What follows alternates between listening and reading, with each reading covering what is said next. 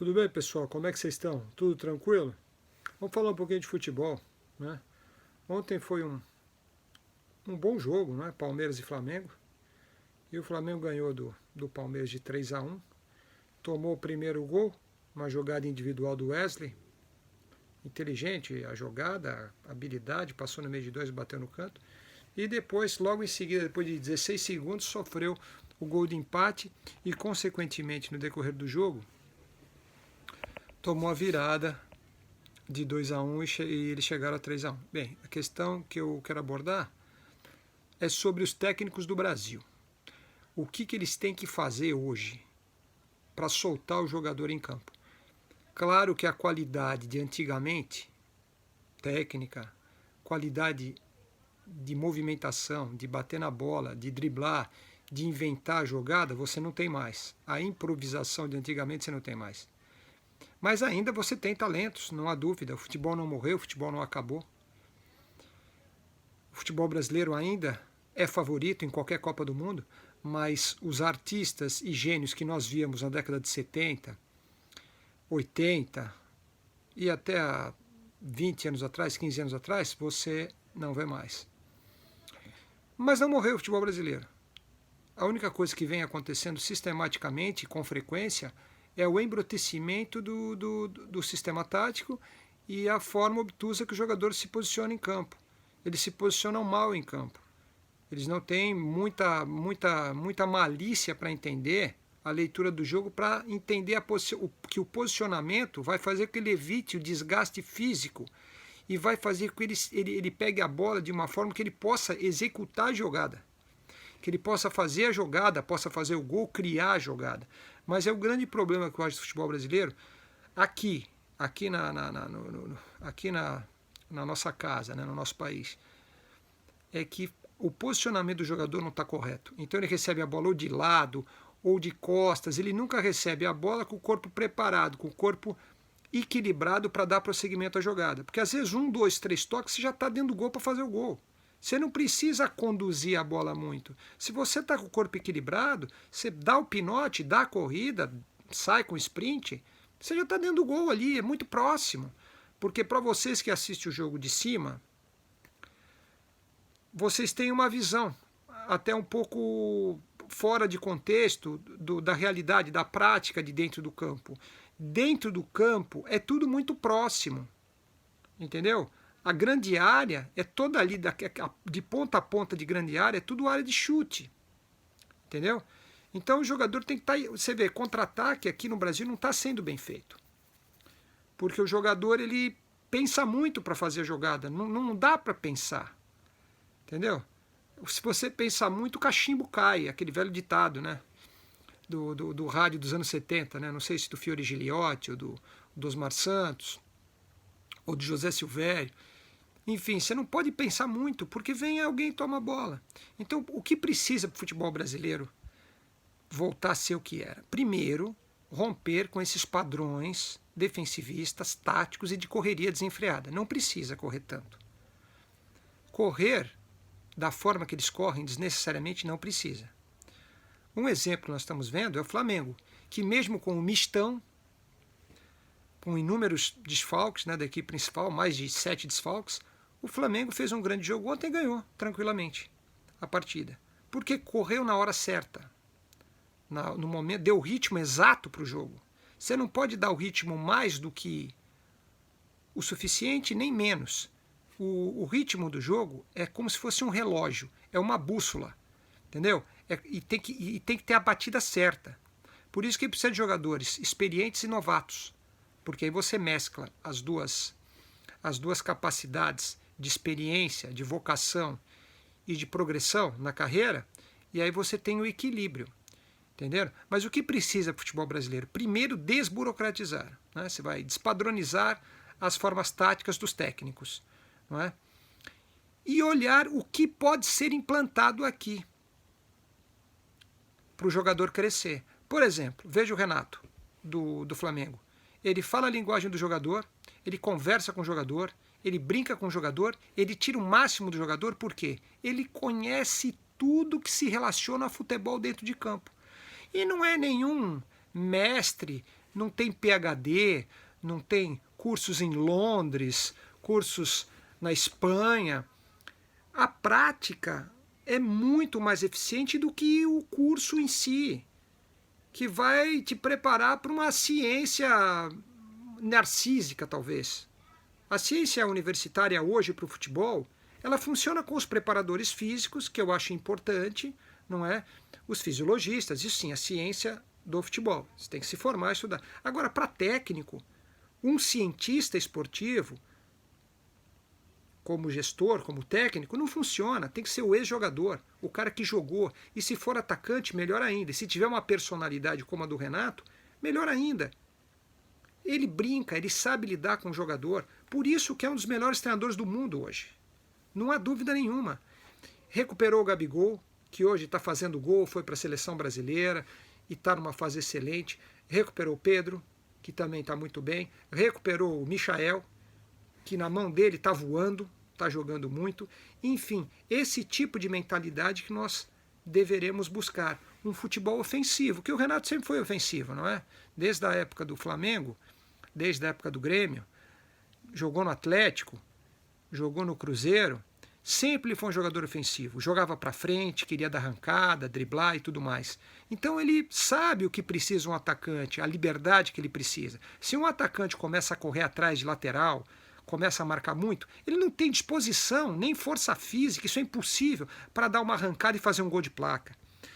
O Renato sabe disso, ele conhece as mumunhas do futebol, ele conhece os segredos do jogador, que só a prática permite que você tenha. Ah, mas e se ele fizesse uma universidade? Não interessa o ser, não interessa o condicional, interessa o que ele é hoje. Ele é hoje um grande treinador, porque ele conhece essa sintonia do jogador com o campo, com a cancha, com o futebol. Então ele sabe como conversar, dar uma bronquinha, entendeu? Sabe como ser pai, amigo e ao mesmo tempo disciplinador, com inteligência. É isso que o futebol brasileiro precisa, de liberdade. O Flamengo joga com liberdade, joga bonito e ganha de 4, de 5. O Flamengo dá aula de futebol. Não de hoje, há muito tempo, mas principalmente nesse momento aqui que eu acho que o Flamengo atinge o seu grau máximo de futebol bonito. Não é? Aí você fala, o resultado, o Flamengo teve vários resultados, mas é só o resultado que basta? Não, não é só o resultado, é o que a gente vê, é o que agrada. Por exemplo, o Palmeiras, em 78, 79, teve um esquadrão, com Jorge Mendonça, com Toninho, com César, o que veio do Bom Sucesso, não é? Com Pires, com Pedrinho, com Baroninho, com Jorginho, o Jorge Antônio Putinati, que jogava demais. Uma equipe excelente, bem trabalhada pelo Telê, e o Jorge Mendonça, que ditava o ritmo técnico, né, da partida, com a movimentação inteligentíssima em campo, e ele era um artista da bola. O Palmeiras jogou um grande futebol, era o melhor futebol do Brasil e do mundo. Não foi campeão paulista nem brasileiro, mas foi muito bem. Tanto no campeonato de 78 como no campeonato de 79. Então, o que significa isso? O resultadista, ele perde o sentido da arte. Eu não quero resultados apenas, eu quero um grande futebol, porque através desse grande futebol, você naturalmente, pelo talento do brasileiro, você vence os estrangeiros. Entendeu? Então o que a gente tem que voltar é voltar às raízes. Quais as raízes do Brasil? Liberdade, drible, força, ataque. Ataque. A gente não pode jogar com medo.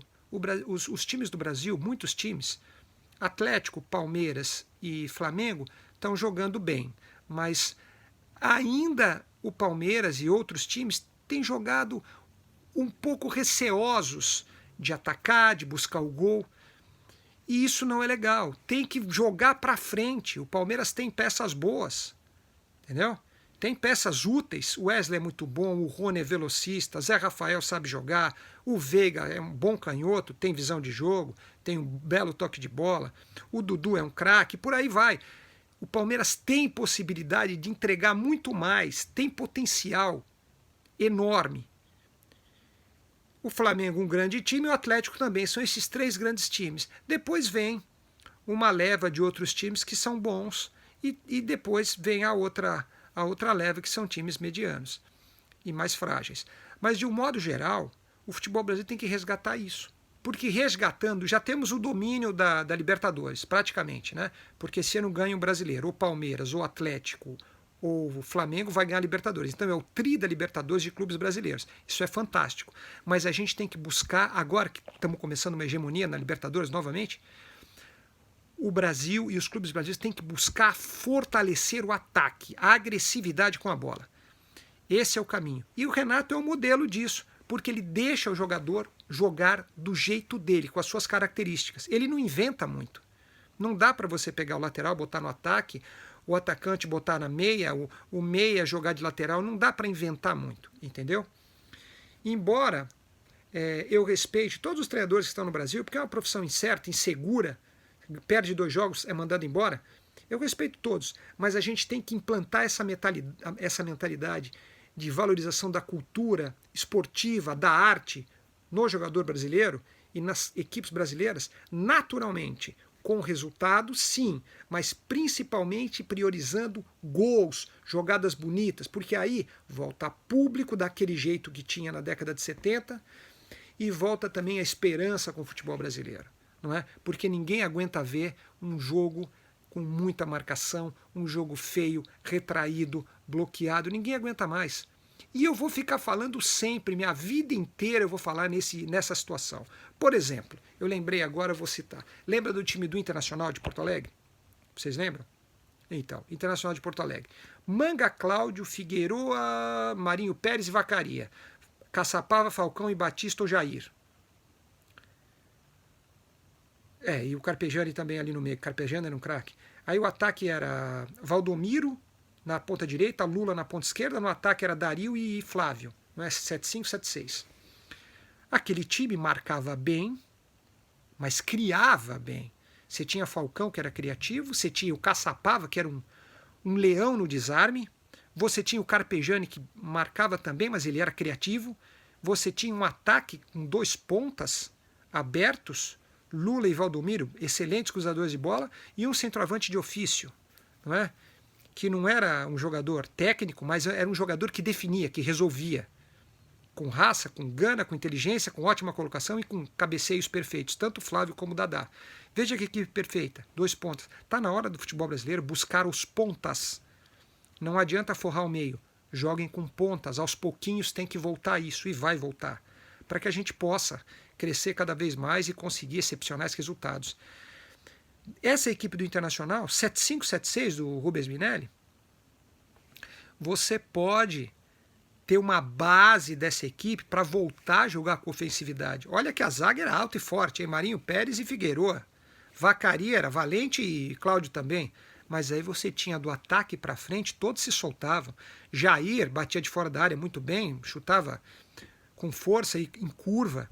Você tinha os pontas, buscavam a linha de fundo e eram cruzadores, cruzavam a bola tirando do goleiro, não é? Não era aquele cruzamento em linha reta, era aquele cruzamento em diagonal. O atacante testava a bola, ela já entrava, porque é só encostar a cabeça que a bola bate forte na tua cabeça. A bola ganha força quando se choca com a cabeça do centroavante. Então os dois eram muito inteligentes, os 2 pontas.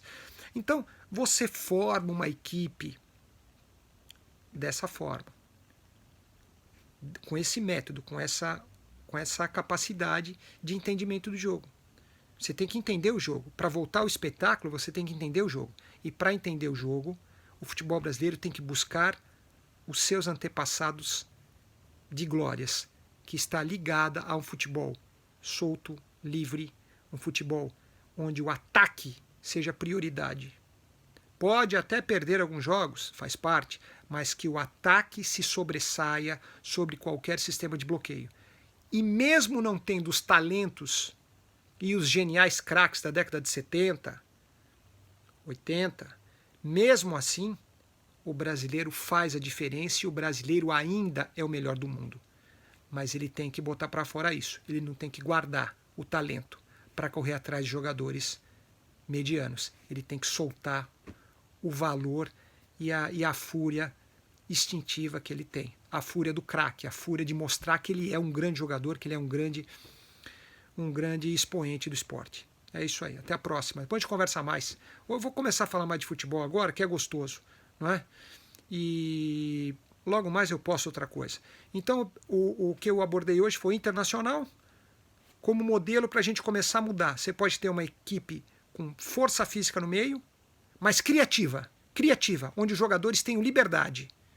Você tem um jogador para fazer uma função de marcação, 1 ou 2, no caso era Batista, que também sabia tocar bola e marcava bem, e o Caçapava, que eram bloqueadores.